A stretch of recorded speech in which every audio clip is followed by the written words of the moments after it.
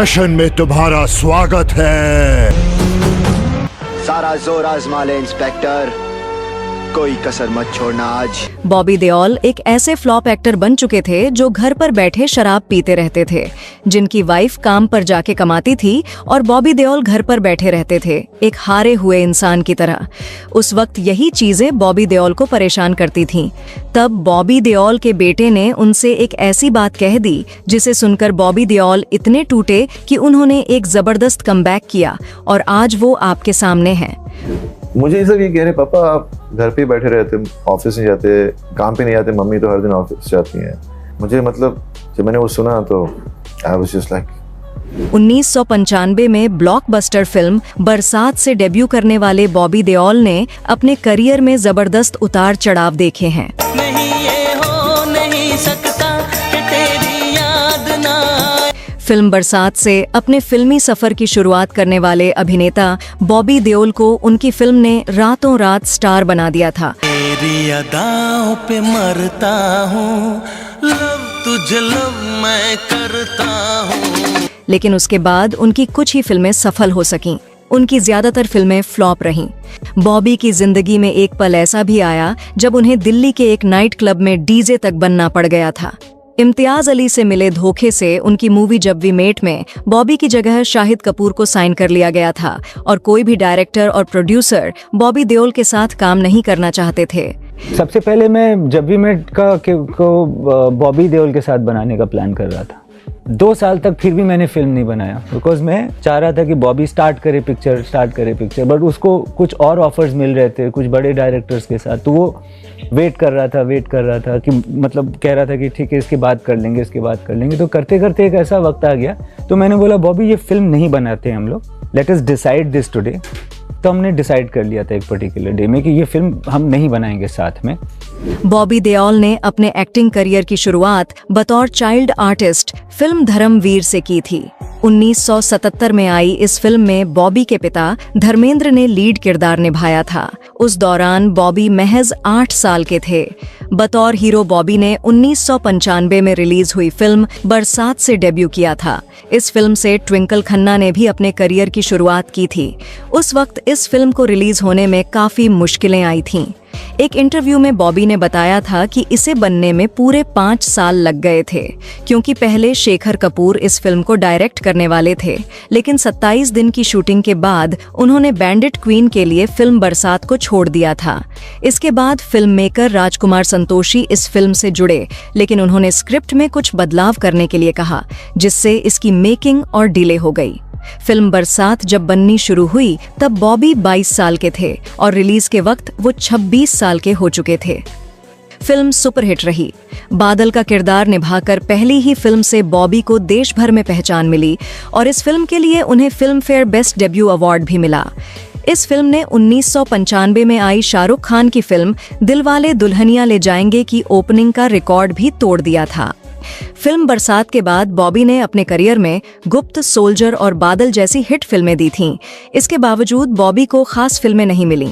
उन्होंने कुछ फिल्में की जैसे किस्मत, बर्दाश्त, अब तुम्हारे हवाले वतन साथियों, झूम बराबर झूम, नन्हे जैसलमेर, पोस्टर बॉयज, लेकिन ये सब बॉक्स ऑफिस पर बुरी तरह पिट गईं, जिसके बाद उन्हें छोटे मोटे साइड रोल मिलने लगे। 2011 में उन्होंने फिल्म यमला पगला दीवाना में काम किया। फिल्म बॉक्स ऑफिस पर हिट साबित हुई, लेकिन इस मल्टी स्टारर फिल्म से बॉबी के करियर को कुछ खास फायदा नहीं मिला। एक समय ऐसा आया जब बॉबी को फिल्मों के अच्छे ऑफर मिलने बंद हो गए। एक और पिता धर्मेंद्र और भाई सनी देओल का फिल्म इंडस्ट्री में बहुत नाम है, वहीं बॉबी फिल्म इंडस्ट्री में अपनी पहचान बनाने के लिए जूझने लगे। इस बात से वो परेशान रहने लगे और धीरे धीरे नशे में डूबने लगे।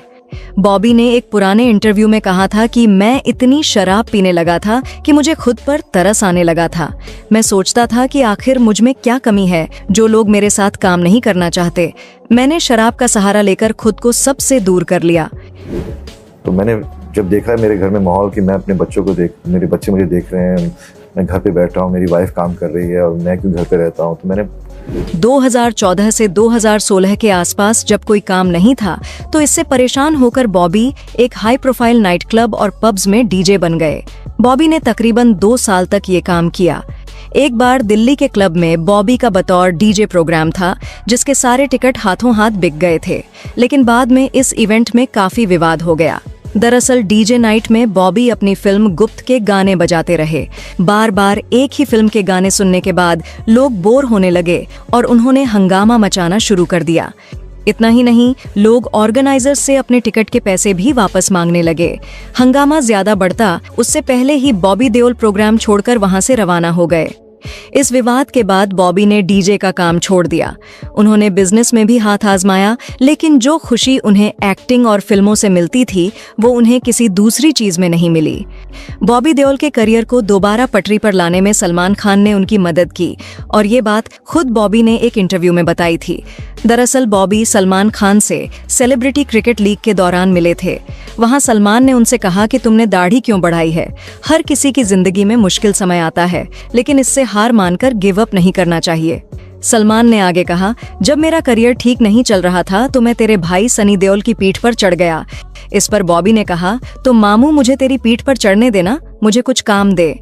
इसके बाद एक दिन सलमान खान ने बॉबी को फोन किया। उन्होंने बॉबी से पूछा, तू अपनी शर्ट उतारेगा? जवाब मिला, काम के लिए कुछ भी करूंगा। तो सलमान ने कहा मुझे फ़ोन पे कि मामू शर्ट उतारेगा, तो मैंने बोला मामू मैं कुछ भी करूँगा। इस तरह उन्हें रेस 3 में काम करने का मौका मिल गया। बॉबी ने सलमान के बारे में कहा था कि वो मेरे लिए एंजल हैं। वो मेरे लिए फरिश्ते बनकर आए और मुझ पर भरोसा करते हुए सही समय पर रेस 3 जैसी फिल्म में काम करने का मौका दिया। See, Salman is an angel in my life. Film तो बॉक्स ऑफिस पे फ्लॉप साबित हुई, लेकिन बॉबी को फायदा हुआ, जिसके बाद उनके लिए बॉलीवुड के दरवाजे दोबारा खुल गए। रेस 3 के बाद बॉबी यमला पगला दीवाना फिर से और हाउसफुल 4 में नजर आए। कमबैक में भी लगातार 3 फ्लॉप फिल्में देने के बाद बॉबी देओल को OTT प्लेटफॉर्म का सहारा मिला। उन्हें साल 2020 में आई नेटफ्लिक्स की फिल्म क्लास ऑफ 83 और MX प्लेयर की सीरीज आश्रम में देखा गया। आश्रम में बाबा निराला का किरदार निभाने वाले बॉबी को दर्शकों की खूब सराहना मिली। इसके बाद 2021 में लव हॉस्टल और फिर आश्रम 2 और आश्रम 3 वेब सीरीज से बॉबी का करियर वापस पटरी पर लौटने लगा। इन वेब सीरीज से यंग जनरेशन के बीच बॉबी को थोड़ी बहुत पहचान मिलने लगी, लेकिन उन्हें असली पहचान फिल्म एनिमल से मिली, जिसमें उनके विलन के अवतार को लोगों ने काफी पसंद किया। 200 करोड़ में बनी इस फिल्म ने 900 करोड़ का कलेक्शन किया था। लोगों का कहना था कि अगर फिल्म एनिमल में बॉबी ना होते तो ये फिल्म इतनी हिट नहीं होती। एनिमल के बाद बॉबी देओल एक बार फिर साउथ फिल्म कंगुआ में विलन के किरदार में नजर आने वाले हैं, जिसे लेकर उनके फैंस काफी एक्साइटेड हैं। वहीं फिल्म में साउथ स्टार सूर्या के अपोजिट दिशा पाटनी भी नजर आएंगी। ये फिल्म 10 अक्टूबर को सिनेमा घरों में रिलीज की जाएगी। 10 बूंदे गिरने से पहले कंगुआ को आना होगा, बुलाओ।